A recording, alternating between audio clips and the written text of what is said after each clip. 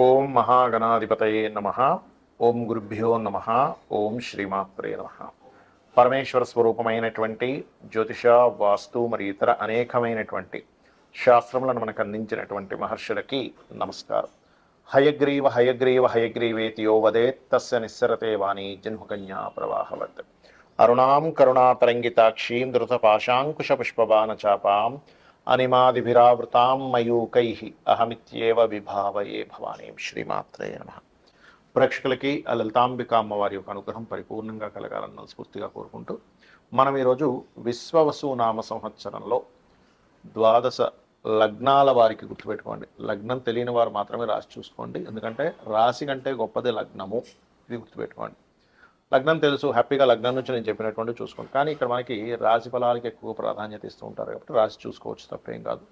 అయితే అందరికీ కూడా ఏంటంటే ఈ సంవత్సరం విశ్వవసు నామ సంవత్సరం ఎలా ఉంటుంది, మనకి పంచాంగంలో చూసుకున్నట్లయితే ఆదాయము అంటే వాళ్ళకు వచ్చే ఇన్కమ్ ఎంత, వ్యయము ఖర్చు ఎంత అవుతుంది, అదేవిధంగా రాజపూజ్యము అంటే మనల్ని మెచ్చుకునే వాళ్ళ పరిస్థితి, మనకి రెస్పెక్ట్ఫుల్గా ఉండేటువంటి పరిస్థితులు ఎలా ఉన్నాయి, అదేవిధంగా అవమానము, మనం ఎక్కడైనా సరే కొన్ని తప్పిదాలు చేయడం వల్ల మనం ఎక్కడ డిసప్పాయింట్ అవుతాము, ఇబ్బంది పడతాము అనేటువంటి విషయాలు పంచాంగంలో ఇస్తారు. మరి అవి యాజ్ ఇట్ ఈజ్గా అలాగే సాగాలని ఉంటుందా, దాన్ని మనం ఏదైనా మార్చుకోగలమా, అదేవిధంగా మనకి మన జీవితంలో ఉన్నటువంటి ధనం కావచ్చు, వివాహం కావచ్చు, అదేవిధంగా జాబ్ కావచ్చు, అబ్రాడ్ వెళ్ళడం కావచ్చు, ఇన్వెస్ట్మెంట్స్ కావచ్చు, ఇట్లాంటి అనేకమైన అంశాల్లో ఎలా ఉండబోతుంది ఈ సంవత్సరం, మీకు ఏ విషయాల పట్ల జాగ్రత్త వహించాలి, ఏ దేవతా ఆరాధన, గోసేవ ఏం చేసుకోవాలి, అదేవిధంగా ఎటువంటి దానములు ఇవ్వాలి అనేటువంటి విషయాల్ని ఒక్కొక్కటిగా నేను మీకు వివరిస్తాను.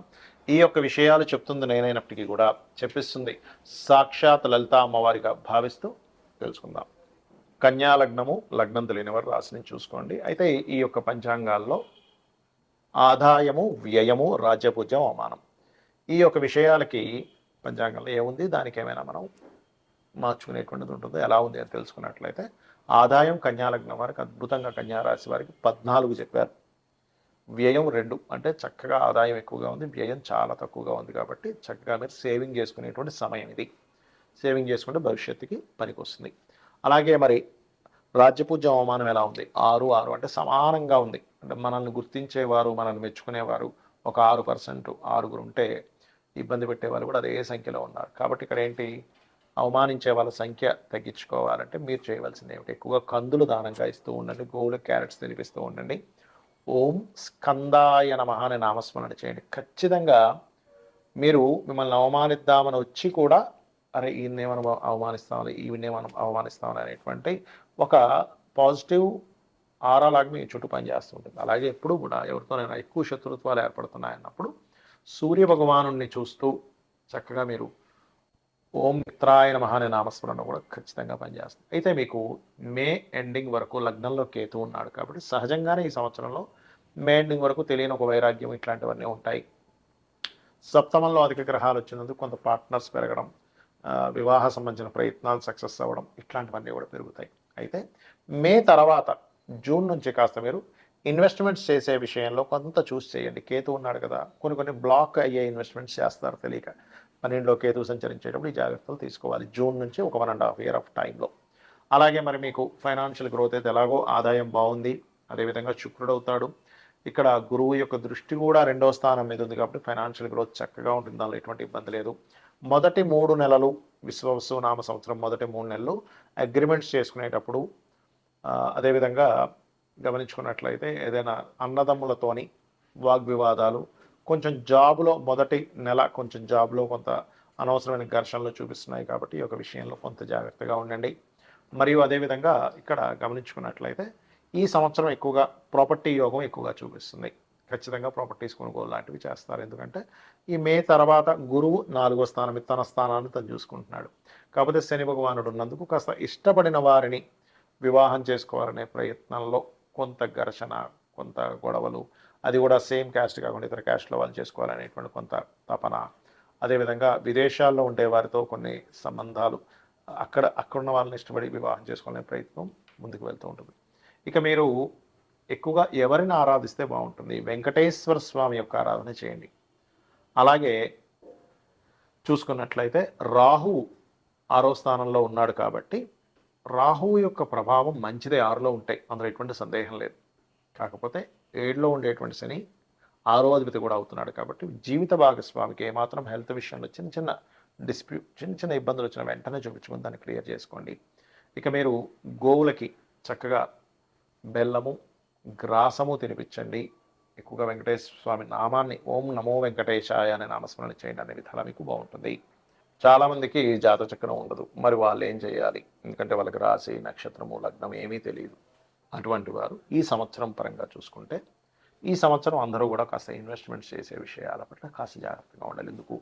సహజంగానే కర్మకారకుడు సహజంగా 12వ స్థానంలో ఉన్నాడు. అంటే ఒకసారి 1-4 సార్లు దాన్ని అనాలిసిస్ చేసుకుని ఇన్వెస్ట్మెంట్ చేయండి. అది గృహం మీద, స్థలం మీద, బిజినెస్లోనా, షేర్ మార్కెట్లోనా, మ్యూచువల్ ఫండ్స్లోనా అనేటువంటిది కాకుండా ప్రతిదాన్ని క్లియర్గా మీరు అనాలిసిస్ చేసి నేను దీంట్లో ఇన్వెస్ట్మెంట్ చేస్తే అంతవరకు కరెక్ట్ అనేటువంటిది ఒకసారి అనాలిసిస్ చేయండి. ఎందుకంటే రాబోయేటువంటి కాలం ఆల్రెడీ 3 సంవత్సరాల క్రితమే నేను మీకు హెచ్చరించాను. రాబోయేటువంటి కాలం జాబ్స్ తక్కువ, సొంతంగా మనం చేసుకోవాల్సిన సమయం ఆసన్నం అవుతుంది అని 2.5-3 ఏళ్ల క్రితమే హెచ్చరించినటువంటి వీడియోలు ఉన్నాయి యూట్యూబ్లో, చూడండి కావాలంటే. ఎందుకంటే శని నీచ పొందేటువంటి స్థానం వైపు ప్రయాణిస్తున్నాడు కాబట్టి ఇప్పటికీ మించిపోయింది లేదు, ఇంకా 2.5 సంవత్సరాల తర్వాత వెళ్తాడు అక్కడికి. కాబట్టి మీ మీకు ఇక్కడ కనబడుతూనే ఉంది చూడండి, జాబులు తగ్గుతూ ఉన్నాయి. అంటే మనం ఓన్గా ఏం చేసుకోగలం, మన టాలెంట్ ఏంటి, ఒక్కొక్కరిలో ఒక్కొక్క గొప్ప టాలెంట్ ఉంటుంది.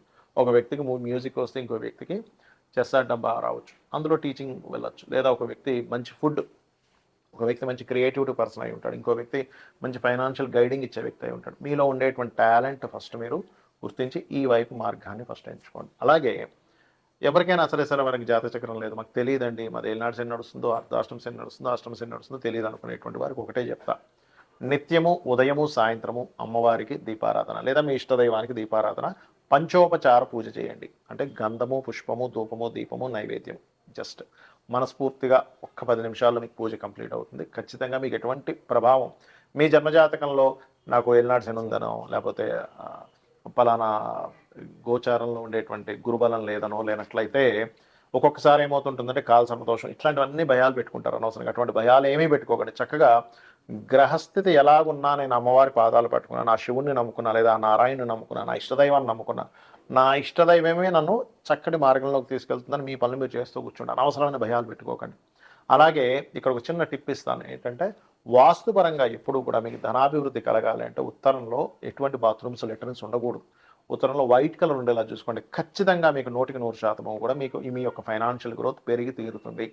అలాగే ఆగ్నేయంలో కూడా వాటర్ లేకుండా కాస్త ఒక గ్రీన్ బల్బ్ ఉండేలా చూసుకోండి.